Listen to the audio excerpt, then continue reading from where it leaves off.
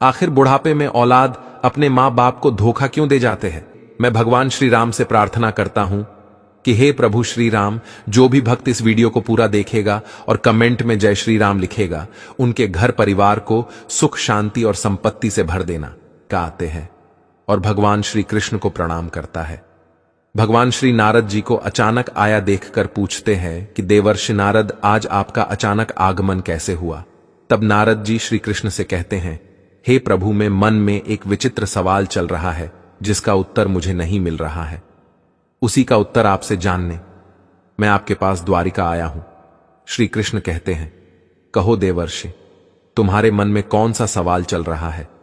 हे प्रभु, जब मैं धरती लोक पर विचरण कर रहा था तब देखा कि बुढ़ापे में औलाद अपने मां बाप का सेवा करने के बजाय उसे घर से निकालकर जबरदस्ती वृद्धाश्रम में डाल रहे हैं। हे प्रभु, यह सब किस कारण से होता है, कृपया मुझे बताएं। श्री कृष्ण कहते हैं, हे देवर्षि, मैं इसका उत्तर आपको एक कथा के माध्यम से समझता हूं। इसे ध्यान पूर्वक पूरा सुनना, और जो भी व्यक्ति इस कथा को पूरा सुन लेता है उसको उनका औलाद कभी धोखा नहीं देगा। श्री कृष्ण कहते हैं, हे देवर्षि नारद जी, प्राचीन समय की बात है। किसी जंगल में एक मोर मोरनी का जोड़ा अपना घोंसला बनाकर रहते थे। वो दोनों पति पत्नी एक दूसरे से बहुत प्रेम करते थे।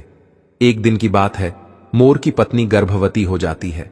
इस बात को जानकर कि अब वो दोनों माता पिता बनने वाले हैं, मोर और मोरनी बड़े प्रसन्न थे, बड़े खुश थे। मोर अपनी पत्नी का बड़ा ख्याल रखता था, हर दिन उसे दाना पानी लाकर घोंसले में दिया करता था। अब धीरे धीरे समय गुजरता गया और मोर की पत्नी का प्रसव का समय निकट आ जाता है। अब मोर की पत्नी बड़ी प्रसन्न थी। वह अपने पति मोर से कहती है कि पियारडी, हमारी संतान आने वाली है।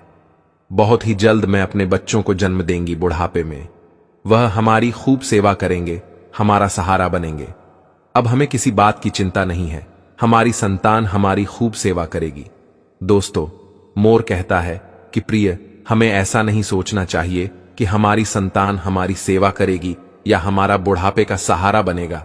मोर की पत्नी कहती हैं कि पीजी, आप ऐसा क्यों कह रहे हैं।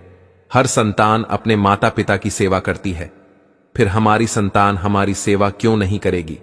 तब मोर कहता है कि हे प्रिय, मैं तुम्हें एक कहानी के माध्यम से बताता हूं कि बुढ़ापे में अपनी औलाद से माता पिता को इन दो चीजों की उम्मीद कभी ही नहीं करनी चाहिए, और जो भी मनुष्य इन दो बातों को याद कर लेगा वह अपने बुढ़ापे में कभी दुख नहीं भोगेगा। दोस्तों, अब मोर अपनी कहानी प्रारंभ करता है। मोर कहता है कि हे प्रिय, किसी नगर में एक व्यक्ति रहता था। उस व्यक्ति के घर में ईश्वर का दिया हुआ सब कुछ था, खूब रुपए, पैसे, धन दौलत, मान सम्मान। सब कुछ होने के बाद भी को पति पत्नी दुखी रहते थे। उनके दुख का कारण था कि ईश्वर की कृपा से उसके घर में सब कुछ था, इन कोई संतान नहीं थी। 7 इस बात को लेकर दोनों पति पत्नी अक्सर चिंतित रहते थे।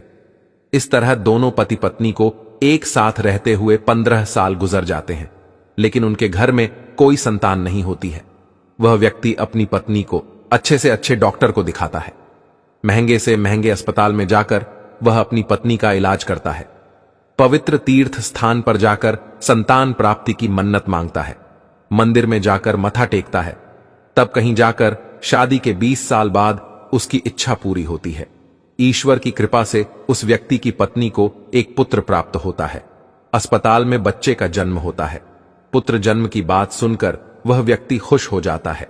बच्चे की साफ सफाई के बाद उस अस्पताल की नर्स जब उनके नन्हे से पुत्र को लेकर उनके पास पहुंचती है तो दोनों पति पत्नी पूछने लगते हैं कि हमारी संतान कैसी है, कोई दिक्कत तो नहीं है।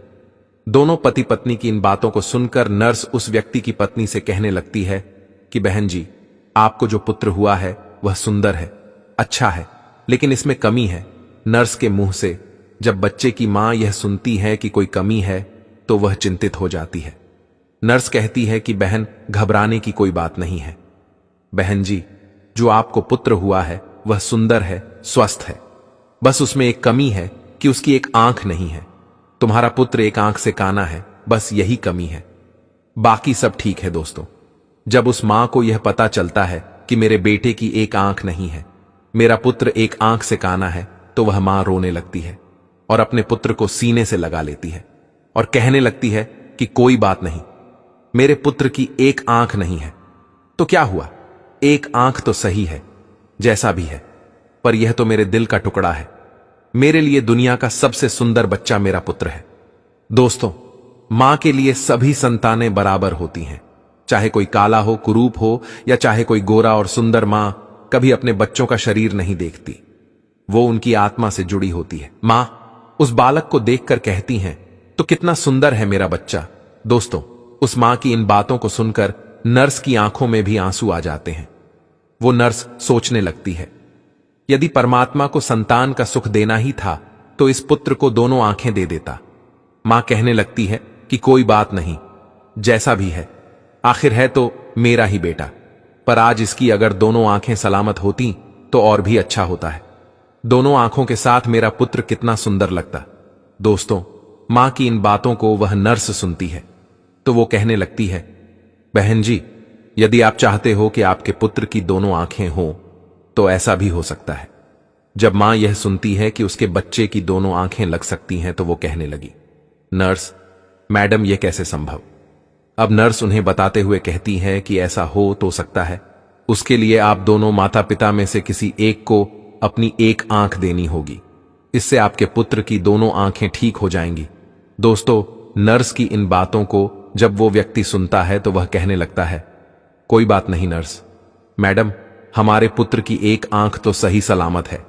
हमारा पुत्र एक आंख से ही दुनिया देख सकता है, दूसरी आंख उसे लगाने की कोई जरूरत नहीं है। हमारा पुत्र जैसा भी है अच्छा है। मैं अपनी आंखें दान नहीं कर सकता क्योंकि मेरा घर मेरी मेहनत मजदूरी से ही चलता है। जब मेरी एक आंख नहीं होगी तो कैसे मैं अपने परिवार को पाल पाऊंगा, कैसे इस बच्चे का खर्च उठा पाऊंगा। यह तो तभी संभव है जब मेरी दोनों आंखें ठीक होंगी। मैं एक पिता हो और अपनी पत्नी को और बच्चों को पालने का भार मेरे कंधों पर है। अब रही बात मेरे पुत्र के एक आंख की, तो यह सब परमात्मा की देन है। ईश्वर ने जिसे जिस रूप में भेजा है वह हमारा पुत्र उसी रूप में ठीक है। दोस्तों, पिता ने तो साफ इनकार कर दिया, लेकिन मां तो आखिर मां होती है। को नर्स से कहती है कि मैडम, यदि ऐसा हो सकता है तो मैं अपनी एक आंख अपने पुत्र को देना चाहती हूं। मेरा क्या है, मुझे तो घर पर ही रहना है, लेकिन मेरे बेटे को तो अपना पूरा जीवन काटना है। इसलिए नर्स मैडम, मैं अपनी एक आंख अपने पुत्र को देना चाहती हूं। जब वह व्यक्ति अपनी पत्नी से कहता है कि इस तरह तो तुम कानी हो जाओगी, तो वह मां कहती है कि मुझे मंजूर है कि मैं एक आंख से कानी हो जाऊं, लेकिन मैं अपने पुत्र को दोनों आंखों के साथ देखना चाहती हूं। मेरी एक आंख ले लो और मेरे बेटे को लगा दो।